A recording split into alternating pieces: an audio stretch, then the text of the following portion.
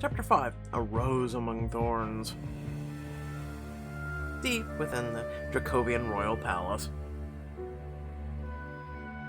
Not just Zorik, the lawyer who tried Trystan for murder, lies dead in the crown prince's suite.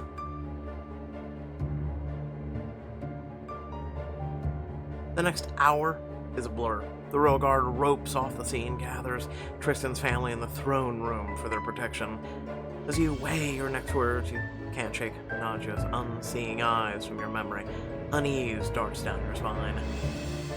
We have several alibis, no motive, and a suspiciously messy murder. Someone's clearly trying to set up Trystan. Again. No one's leaving this room until we get some answers. Siblings survey right back. A royal criminal lineup. Caspar lazily crosses his arms. Is that so? Who died and put you in charge? Poltask, Caspar. Fine, I'll say it nicely. Blood and guts in a royal guard business. Why are we all here? You're here because every single one of you is a suspect. You're all staying, or have access to the palace. We need alibis. And you all have criminal inclinations at best. God, Trystan, just because my ex is in the mafia does not mean we have similar hobbies. After a woman is dead. Oh, yes, we know. In your room. I didn't do this. It does bear mentioning. You said that last time. We've proved Trystan's innocence, Vasily. Alex steps forward, protectively in front of Trystan, her hackles spiking along her neck. Then how is it that women always seem to drop dead in your presence, Trystan? Because he's drop dead gorgeous. I just had to. Screw you. Sebastian, your brother is armored with an alibi. He was with me from 7 p.m. until now. Pardon me if I don't blindly trust Trystan's closest American confidant.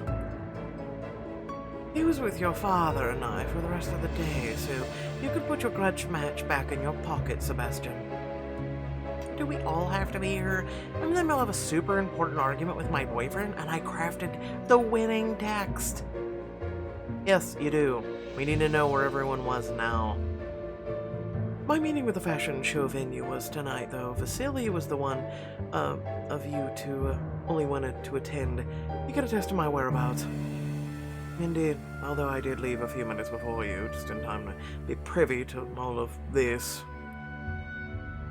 Lydia, what about you? The guard said you arrived last to the palace tonight.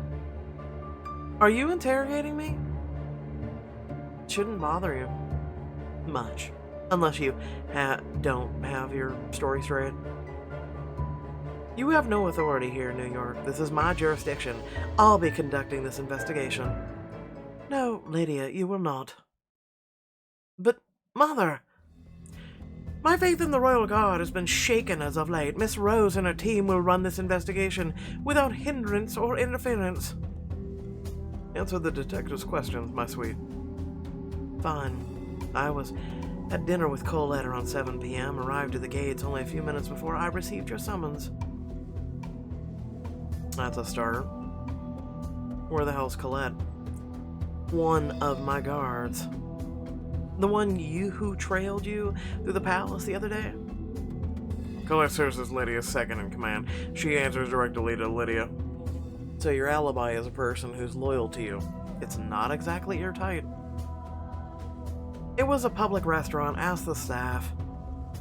You are the second in line to the throne, Lydia. If anyone would gain from our brother's disgrace, it's you.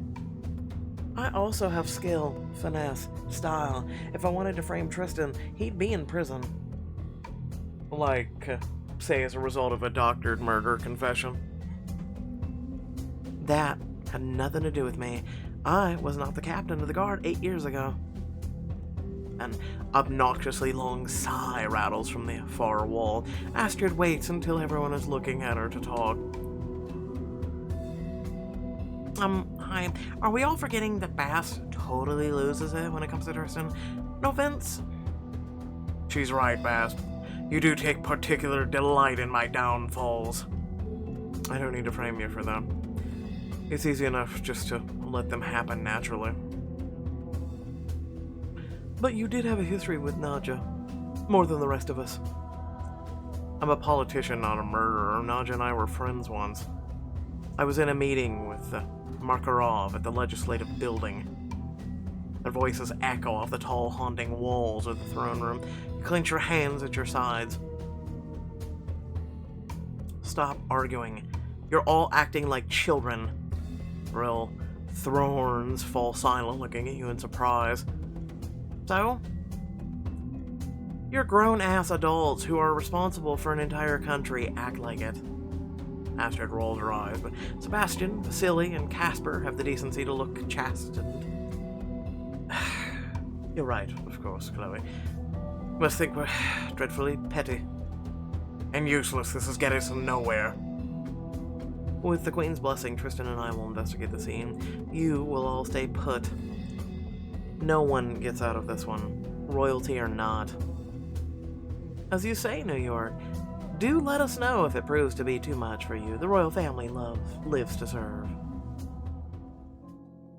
Lydia watches you until the door closes. In the hall, empty of guards or staff, you find yourself finally confronting the weight of it all. Let's check in with Luke and Ruby at the crime scene. You sigh, look down at the yawning corridor, then take a step down it. Chloe, wait. Trystan takes your hand and squeezes it. I'm sorry for freezing you out earlier. Today has been, and continues to be, overwhelming. Trystan, next time don't walk away. He gives you a grave nod. I'll do better next time, if there is a next time. You still hold your hand in his. You squeeze it once, as reassuringly as you can, before letting go. Time to tell Ruby and Luke that our vacation's finally over. You return to Trystan's royal suite, where Luke and Ruby have set up a temporary forensics lab. Welcome back. No one's touched the body after you found it, right? Not to my knowledge. Why would anyone willingly touch it? Luke shields his eyes as he passes Ruby a small bag of evidence markers. We didn't interrupt your night, did we? I mean, we were watching a Dracovian movie with decidedly less bodies, but... Ruby gives Luke a loving shoulder squeeze and adjusts her glasses. Murder takes precedence. Just keep your sensitive eyes on that pretty painting in the corner, babe. Unfortunately, we're the best team equipped to handle this, even if someone has a target on my back. Agreed. First the doctored confession, now a murdered lawyer in your bedroom. I'm not feeling super relaxed about that. Yeah, it's not subtle. Also weird that there's no documentation that Nadja was even here. Exactly. So was she the victim of opportunity or targeted? I mean, why Nadja specifically? Anyone murdered in Trystan's chamber would have had the same effect. Maybe someone overheard me asking her to see her again, and thought it would look like an act of revenge for bringing me to court. This isn't a particularly effective setup. Maybe the killer is someone who has trouble containing their anger? I mean, Bass, I'd assume.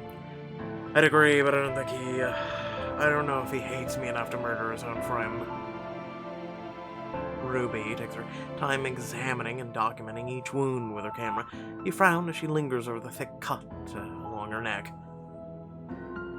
You'd be surprised how many questions we can answer with someone's body. What kind of answers? Well, I prefer a full mortuary, but I'm pretty sure this is our cause of death. Look at the amount of blood. You carefully examine her corpse, noting two main areas of violence, a series of stab wounds in her abdomen and a deep bloody slice around her neck. Stab wounds in the abdomen won't be an immediate cause of death. It would most likely be the slice to her neck. The blood from the stab wounds is minimal compared to the neck. They're too clean, precise.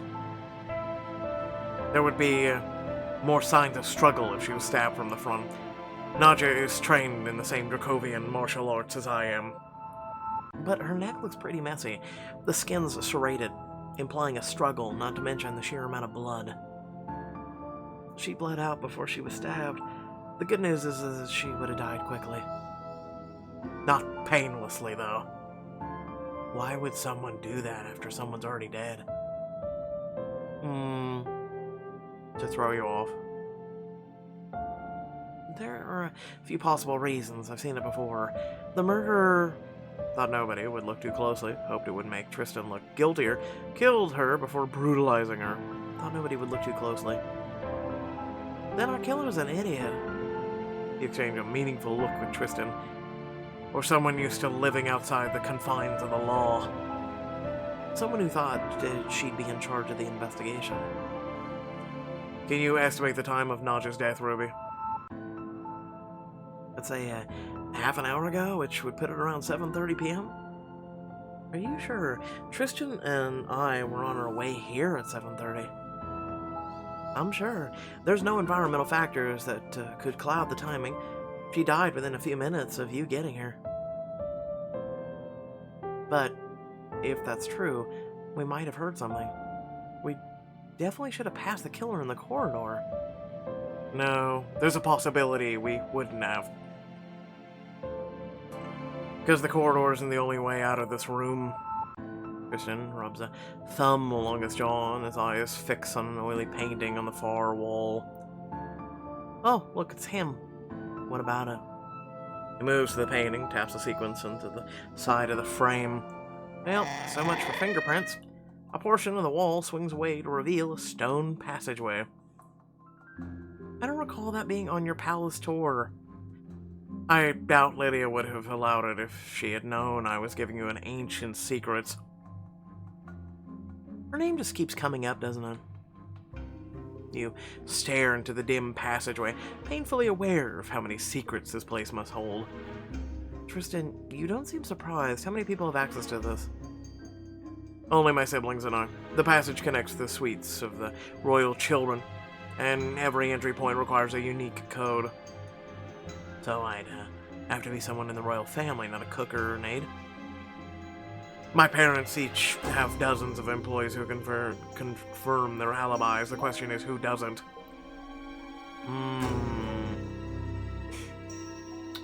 Okay, so Lydia's is a little weak. It's not airtight, it's a little weak. Bass did have an alibi. Casper... We can't verify an alibi for Lydia. True. She might have said she was coming back from dinner with a colleague, but there's only one person who can corroborate that. But Colette's so loyal, she'd confirm any story Lydia asked her to. So the corrupt cop gets away with murder, I buy it. Really? I'm not so sure. What's the motive? This feels personal.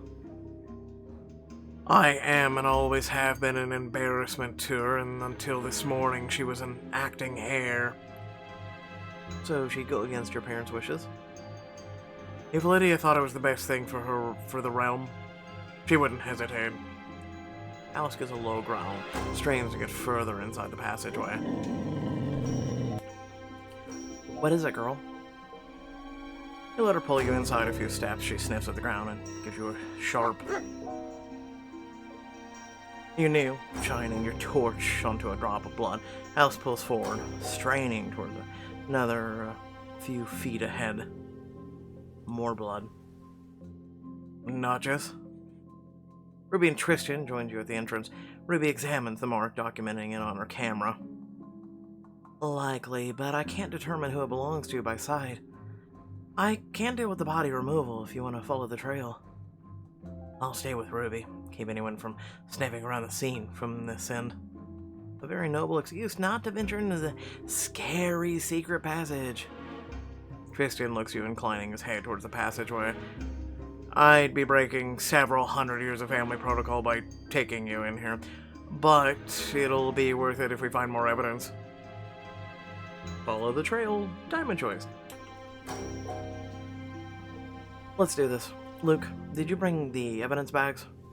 Bags, gloves, flags, I got you covered. He inches back into the room and blindly offers a shoulder bag full of supplies. You take it from him and slip on a pair of latex gloves. Perfect. We have the Queen's blessing to be here, so if anyone tries to bother you, I'll practice my royal peon voice. Work, work. We'll be fine, Chloe. Go. Alice leads the way into the passage. Her tail dips between her legs as she follows the scent of blood. Well, she is a bloodhound, after all. Tristan's warm hand closes around your arm, steadying you as you drop down into the darkened stone hallway. Careful. You click on your flashlight back on, shining it into the gloom. Alice stops and looks at you, huffing to let you know she's found another drop of blood. Good work, girl. Keep going. Tell us what's lurking in the deep, spoopy passage. You turn to Trystan as you carefully follow Alice further in. So, this is uniquely creepy. How often did you actually use these passages? All the time, when we were children. As far as I know, Casper and Amika are the only ones who use them now. The hallway ends at a tall wooden door, which Trystan pushes open with a creak. You gaze in awe at the large, elaborate chamber. You count 9 other doorways in addition to the one you just entered. This is haunted, right? It has to be haunted. Would you believe that this is the least haunted spot in the entire palace? No. We have ghosts in the throne room, several in the bedchambers, 2 in the kitchen, and a dozen on the grounds, but none here. These passages were built as a secret sanctuary for the royal children. A plot, certainly, but also to shelter. As Trystan talked, you begin to make the connection. 10 doorways, 10 passages, each leading to the room of a different Thorne? Precisely. And the lamps, candles have all been recently lit. Someone's definitely been through here. And they didn't bother to be clandestine about it. Stay on your guard. Alice's claws tap on the stone as she advances into the shadows of the other chamber. She turns back, rising on her hind legs. What is it? You hurry to her side, giving her ears a stroke as you shine your flashlight down onto... No. A gold dagger. Grab the evidence. The blade is thin, deathly sharp, but strangely has no blood on it, as if it had been wiped clean before being dropped.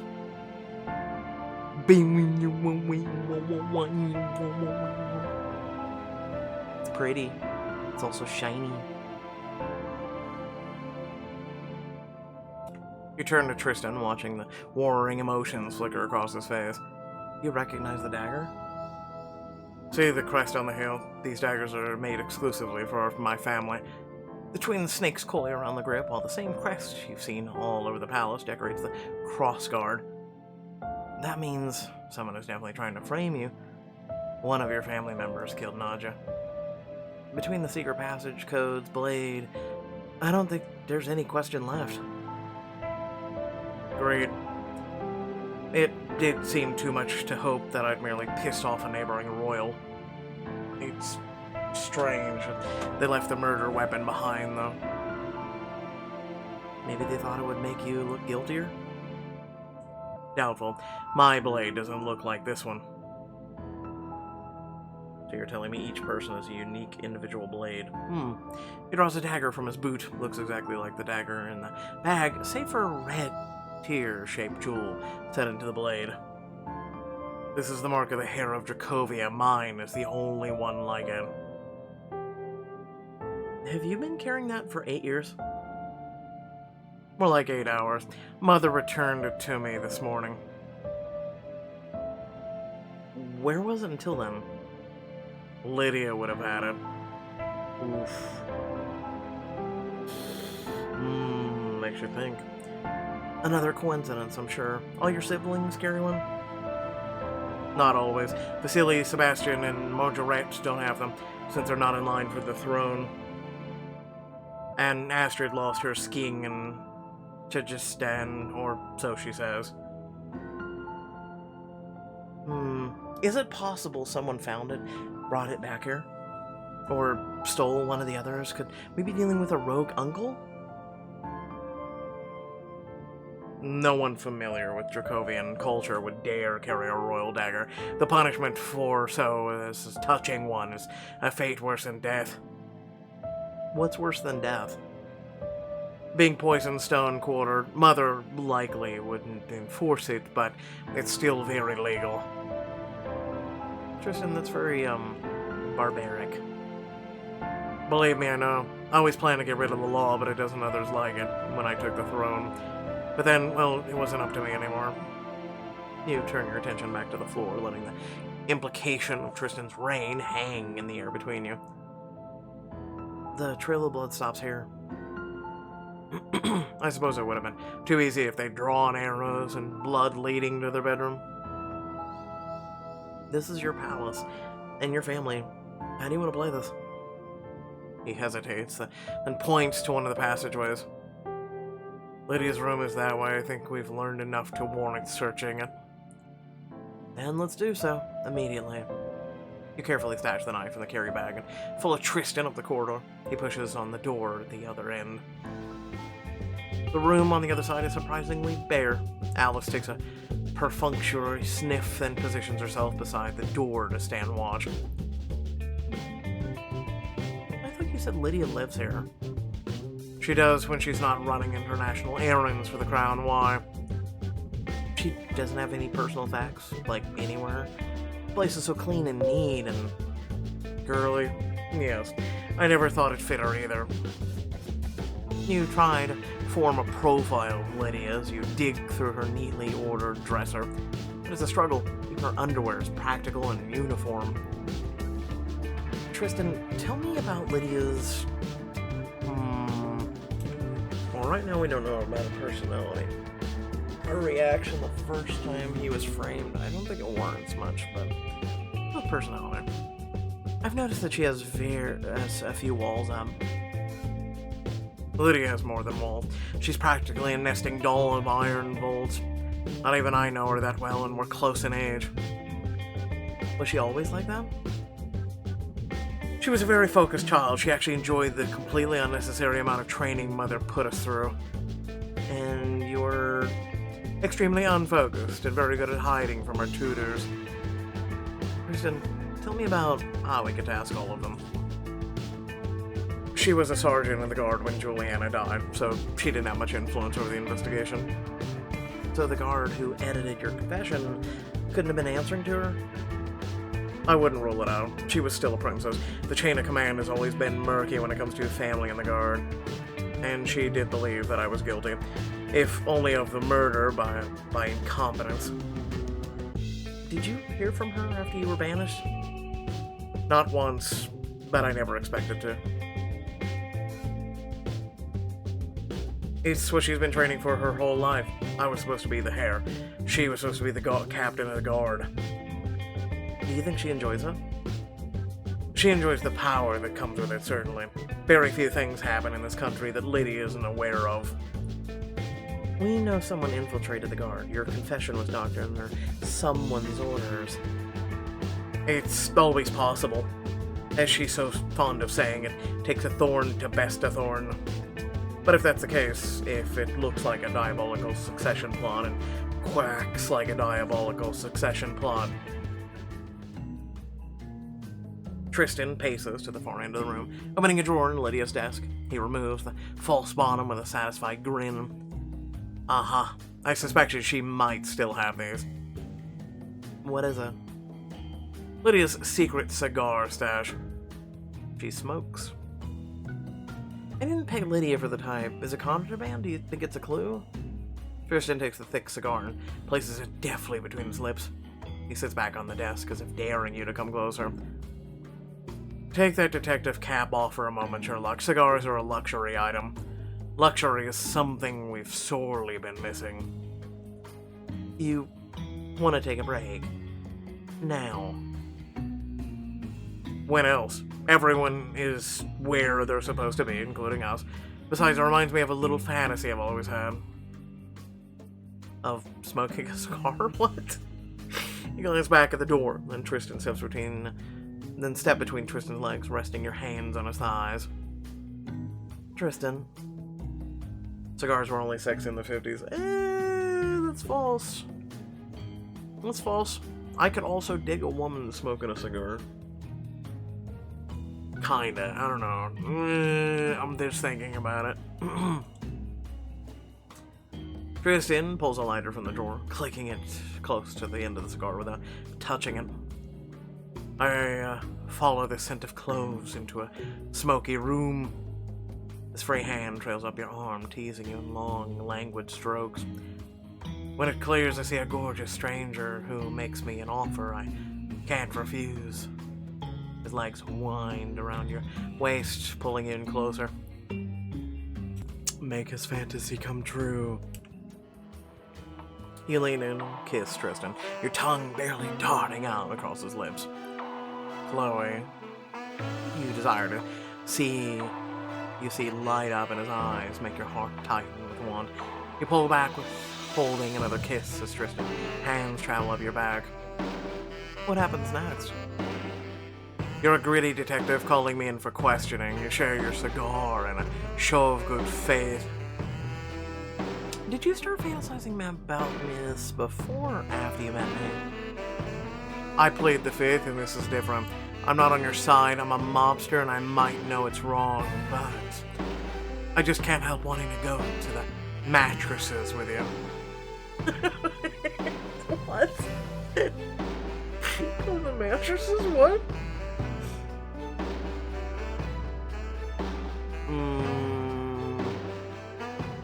I can think of a few things I'd do with you on the mattress. You might as well. Anything we haven't tried yet? There's a move, I have a feeling, that will make you sing. Nice wordplay. Interrogate me then. You lean into him for another taste of his lips, nipping a bit as he arches against your body. You pull away, trailing a finger along his jaw as if deep in thought. So, what did you do this time, Mr. Thorne? Who have you got wrapped around your finger? Besides you, I'm not telling. We'll see about that, won't we? Get a little rough. You pluck the cigar out of his mouth and grip his shoulders with a firm push. You back him up against the wall. Oh. You prowl around the desk and take his chin in your hand, pulling him backward until you meet his mouth in an upside-down kiss. Have mercy, detective. I thought you should be used to pain in your line of work. Maybe a little pleasure is what you need instead. Chloe. How about I give you more of what you want, and you give me what I want, capiche?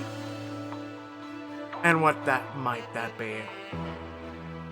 You lean in close to his ear and take a nibble on it before whispering. The kind of pleasure a boss of your stature deserves. I want that in writing. You grab a notebook from the desk and tear out a page. With a one click of the pen in your pocket, you smile wryly at Trystan. A promissory note. I promise to ravish you all night long. You scrawl out the words, fold the note, and hand it to Trystan. He takes a peek and grins.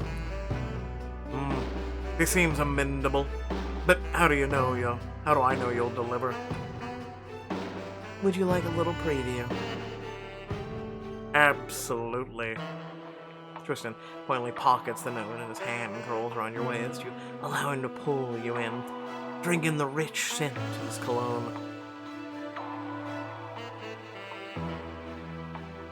You plant gentle kisses along his neckline and brush aside his collar to expose the bare skin beneath. You move your hands back down, allowing your thumbs to explore the planes of his abs and the dip of his navel. You know how sensitive I am there. You'll like a long stride down the center of his chest, making him draw in a sharp breath. Oh, I know. Now imagine how it would feel if you accepted my offer. His legs tighten around your waist, trying to urge you closer. His teeth graze your lip. His tongue darts along your tongue. Just as you begin to truly lose yourself in the moment, Trystan's hand bumps against the lamp, startling you out of the fantasy. Ah, just when it was getting good. With great restraint, you pull back from Trystan and stabilize the wobbling lamp. Probably for the best. Something tells me if we break anything, Lydia will break us. It's all the same. Fleeting moments like these only make the heart grow fonder, don't they? You answer with one last lingering kiss, your lips curling in a smile. Trystan's reluctant fingers snag on your clothing as he lets you step back. We can only hope. You place the cigar back in the secret compartment, but not before the scent of it recalls a memory. There is something strangely comforting about the smell. Not 5 minutes ago, you admonished me. Now it's comforting? My dad would have one every once in a while, as a little treat to himself after a hard week. They do have a really great smell, I will say that. Especially the good ones. I wish I could have met your father. I'm sure he and I would have gotten along. I think so too. Although my dad would never have interrupted an active investigation for something like this. It was all business, huh? The big apple doesn't fall far from the tree. Exactly. Back to the investigation. Do we know any other secret compartments or hidey holes in here?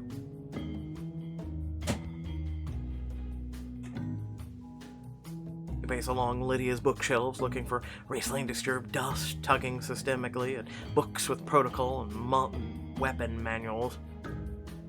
Huh. A crumpled piece of paper flutters out between the two books closest to the door.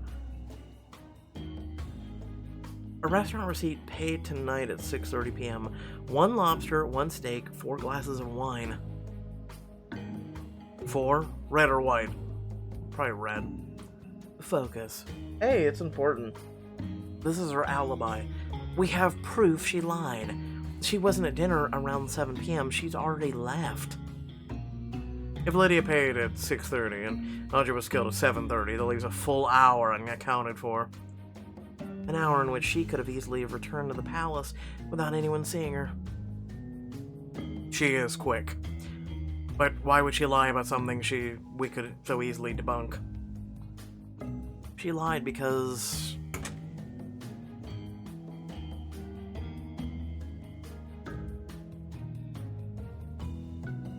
the dinner was some kind of job. I don't know what that means exactly. She totally murdered Nadia. It's a bit too convenient. It's too easy. That's just what she does. She lies. And considering how big of a part of her job espionage plays, I'd say she's gotten very good at it. She's always been hard to read. And she has gotten cockier than I remember.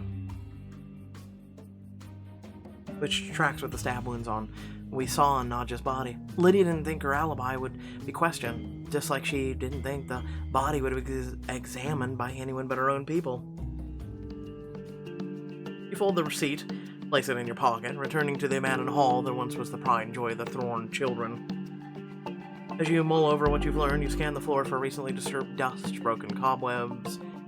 If Lydia is the killer, and I were wildly speculate her motive, the only kind of speculation I enjoy, Lydia could have summoned Nadia to the palace on your behalf, been trying to kill you, killed Nadia by accident. Summon on her behalf, maybe? Or his behalf? Nadia was already expecting you to set up a meeting, so if Lydia sent her a message as you, Nadia wouldn't have questioned it. So Nadia arrives at the palace. Lydia has a guard show her up to the private parlor, where she's told I'll join her shortly. Meanwhile, Lydia's waiting in the secret passage for the right moment to strike. Once she's completed the murder, she flees the same way and heads to the gatehouse to strengthen her alibi.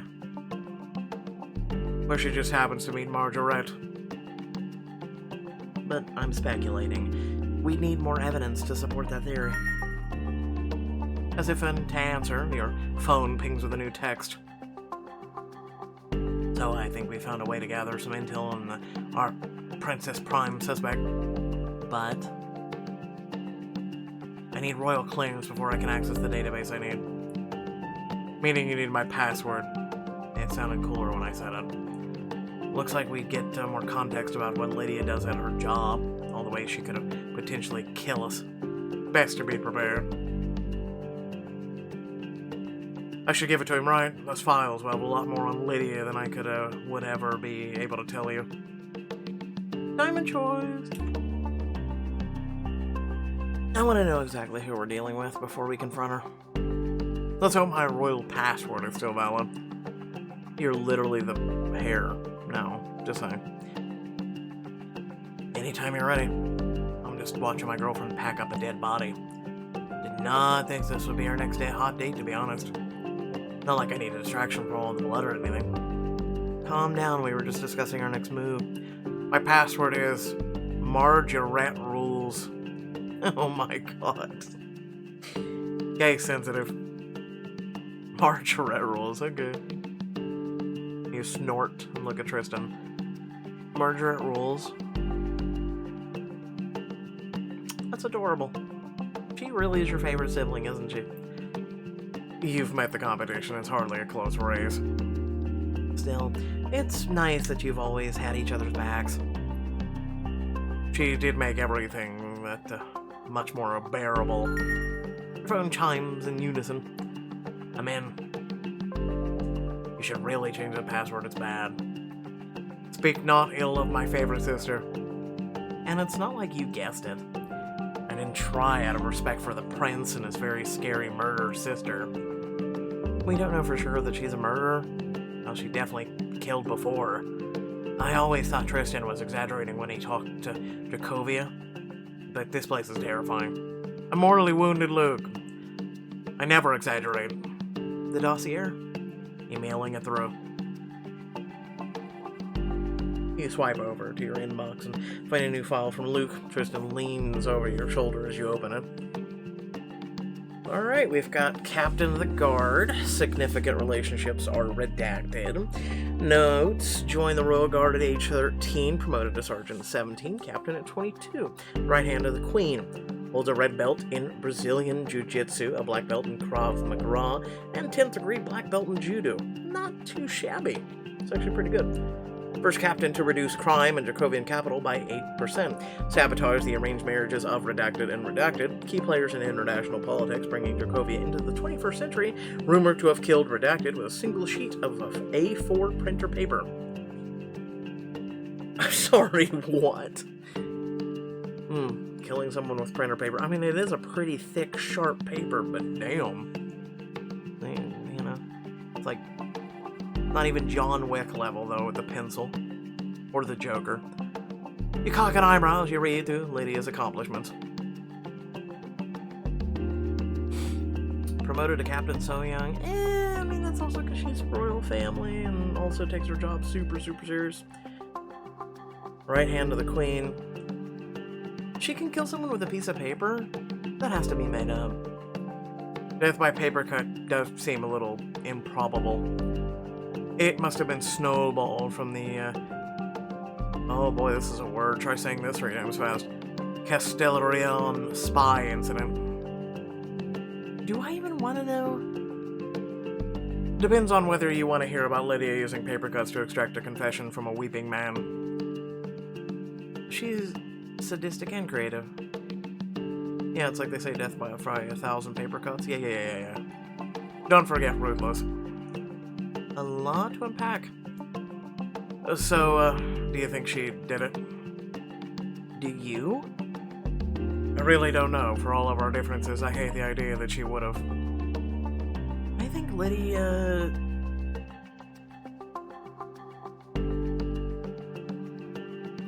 Isn't our perp. She'd do a better job at framing you. She was right about one thing. If not just death was meant to make you look guilty, it failed completely. Perhaps it wasn't meant to make me look guilty. You think there's more to this? When it comes to my family, anything's possible. We could be playing checkers while Lydia's playing Dracovian chess. Either way, she's lied about her alibi. We need to know why. Then I think it's time we talk to her. Because, I don't know. Well, I mean, she said she was on a date, right? So they're really not against that here, so that's the only thing I could think of, right? After checking on Ruby and the crime scene, you and Trystan make your way to the throne room. You pause in the doorway, taking stock of each of the Thornes before you announce your presence. Casper and Amika sit closely to the door, whispering furiously to each other. Please, my cultists are non-violent. I know, of course, it's just, Nearby, Margaret and Vasily sit together with their phones out. Security footage plays on both screens. There's no sign of nausea going into Trystan's suite at all. The killer must have tampered with the feed. She glances suspiciously at Nadia, who stands with Sebastian, correcting his wrist as he aims a dagger at a shredded painting on the wall. You're always too tense. A fluid arm hits its mark. Easier said than done, but I take your point.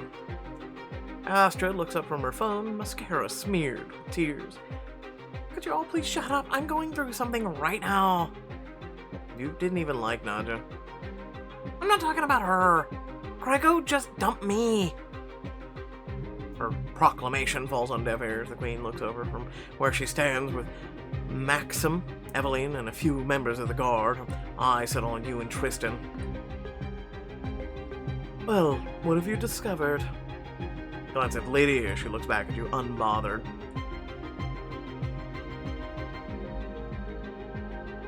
Reveal the receipt. She ain't gonna sweat.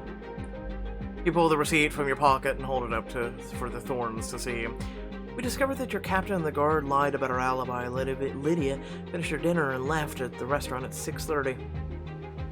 Our forensic analyst puts Nadia's time of death at 7:30. The killer accessed the passageway between our rooms. Okay, now this is getting interesting. We also found a dagger bearing our family crest in the central chamber at the end of a blood trail. And the other Thornes turn their attention to Lydia. Lydia, is it yours? She was perfectly still, her eyes trained on you. She reminds you of the coiled snake waiting to strike. So, where were you really between 6:30 and 7:30 p.m.? That's not relevant to Nadia's death. Everything's relevant to her murder. Not if it's important to the security of... This matter takes precedence, Lydia. Tell them where you were. Lydia presses her lips together and glances at Astrid. Fine, but it won't give you any of the answers you hope for. Let me be the judge of that. Lydia squares her shoulders and laces her fingers together. She begins her story. Flashbang. Now playing as Lydia. Colette and I were at dinner, but not for pleasure. We were trailing a couple in the VIP area. Drink got major. They'll move. We went to the opera soon enough. Colette always enjoys these jobs more than I do. She raised her glass. To young love, so beautiful, so fragile. I glanced back at the couple, listening in, gauging their distance from us. The nuance of my performance opted to play this role with more subtlety than the masses are usually fed on. You are so right about the masses. Then I hooked my foot around a waiter's ankle, just enough to make him stumble. The waiter took several steps to lose his footing. I looked away, but Gregor squawked like a baby bird as a tray of martinis fell forward. Ah! And on to my mark. So you were sabotaging the two of them, I guess? Now playing as Chloe. Oh my god, that was you? Lydia doesn't spare Astrid a glance. She stares levelly at you, daring you to question her. Why get Astrid dumped? I didn't. At least not yet.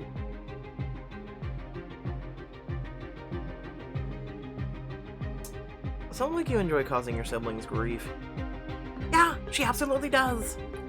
Only when their actions threaten the safety of Dracovia or the reputation of the royal family. It's not a hobby. Then who decides that, Lydia? Have you become an expert these past 8 years in my place? It's not very difficult to decide when your sister has so few viable interests. So you mentioned the opera. What did you do there? I'll tell you what she did. She tricked me. Hardly. Flashbang. Astrid made my job incredibly easy. She and Gregor walked slowly to the opera house with her hanging on his arm the entire way. I was just devastated. You had such a miserable time at dinner. Adversity is important for an actor, my dear. Do not worry, hair and makeup will remedy my damp visage. Damn it. I've just brought them closer. Gregor needs to hurt. Gregor disappeared backstage. Astrid was alone. She hates being alone, as we all know. So I arranged Gregor's understudy to join Astrid in the royal box, dangled him in front of her like a piece of meat. Such a beautiful box for a beautiful princess. If only I could show you how I could command the stage. But then you wouldn't be able to keep me company. It's almost too easy. The stage was set, so to speak. So at intermission, I pulled Gregor aside as the curtain closed. Oh, Lydia, where is my beautiful songbird? I want her to see how an artist sweats for their art. About that songbird, she would appreciate her own private intermission, don't you think? Oh, so she's probably up there with the guy hooking up and was cheating on Gregor. Wow. Oh, Astrid, you cheated on him at his own show. Astrid stamps her foot, brandishing her bejeweled phone at Lydia. You ruined my life tonight. Did you have to send Gregor's understudy? He'll never forgive me. Stop whining, Astrid. I gave Lydia the order to terminate Gregor. You should be grateful that she didn't interrupt it more literally. Dad, do something! Oh, darling, your mother found your Gregor to be socially unbearable. His political learnings are so little risky for us. He's not a risk, he's an artist! You glance at Trystan as a large crocodile tears well up in Astrid's eyes. Sorry, did your mom just confirm? No, she didn't want him assassinated. It's a phrasing. Trystan looks at Lydia for a long moment, then gives a grudging nod. To Lydia, an order from the mother takes priority over anything else, including telling the truth about her whereabouts during a murder. So her alibi checks out after all. So it's down to 4? 3? 4? Seems like it. Your attention snaps back to the family as Astrid wails and charges for the door. I am so done with all of you. You dodge as Astrid stomps past you, slamming the door so hard behind her, the gilded candelabras shake. On that note, are we finished for the evening? As much as I'd like to stay here and keep arguing, I'm getting tired. You sigh and look back to Nadia. I'm guessing Coletta will confirm everything you said tonight. Not entirely. I sent Coletta to supervise the security detail at Margaret's show after we left the restaurant. But the gatehouse guard can confirm I arrived back at the palace at 7:40 p.m., as well as security footage from the gate and the opera house. Fine. Looks like we'll have to regroup and continue questioning tomorrow. I want guards posted all over Tristan's room. Done. Now, can I go the hell to sleep? One moment before we recess, Detective. You are summoned to join us for dinner tomorrow night. Please continue your investigation there, and keep us abreast of your findings. The Queen sweeps out, followed by the King and his mistress. Tristan's siblings filter out one by one, eyeing you as they pass. Until tomorrow, Detective. Sebastian gives you a flat stare in parting. You can't help but think of the bloodied royal dagger. I know one of them is not just Zorik's murderer. We were just invited to dinner with them. Yay, we're gonna be poisoned! Woohoo! I wouldn't eat anything. Listen, I'll go to Burger King. Screw that shit. I'll have it my way.